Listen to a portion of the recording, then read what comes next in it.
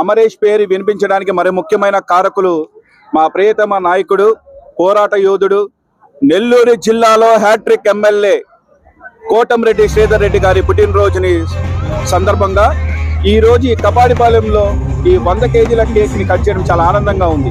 అంటే చాలా మంది అనుకుంటారంటే 100 కేజీలు అంటే వీఆర్ పుట్టింగ్ ఏ షో అనుకుంటారండి హియర్ అని. అంటే మేమేదో షో చేస్తున్నాము, లేకపోతే 100 కేజీలు ఏంది వీళ్ళు కట్ చేయడం అని అనుకుంటారు. 100 కేజీల కేక్ అనేది మాకు తెలిసి మా జీవితంలో చాలా తక్కువని మేము భావిస్తున్నాం.